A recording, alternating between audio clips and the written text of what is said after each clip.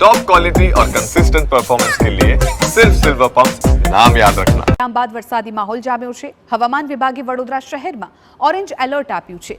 વહેલી સવારથી વાદળછાયા વાતાવરણ વચ્ચે વરસાદ વરસ્યો છે। વરસાદ થતાં લોકોને બફારામાંથી રાહત મળી છે। હજુ આગામી 5 દિવસ વરસાદની આગાહી કરવામાં આવી છે। રાજ્યમાં હવામાન વિભાગ દ્વારા સર્વત્ર વરસાદની આગાહી કરવામાં આવી છે। તેવામાં વડોદરા શહેર માટે ઓરેન્જ એલર્ટ આપવામાં આવ્યું છે। વહેલી સવારથી વાદળછાયા વાતાવરણની વચ્ચે વરસાદ વરસતા લોકોને બફારામાંથી રાહત મળી છે। ભારે ઉકળાટ બાદ જ્યારે વરસાદ વરસી રહ્યો છે ત્યારે લોકો જે રેઇનકોટનો સહારો લઈ અને પોતાની જે જગ્યા પર પહોંચવાનું છે ત્યાં આગળ નીકળી રહ્યા છે।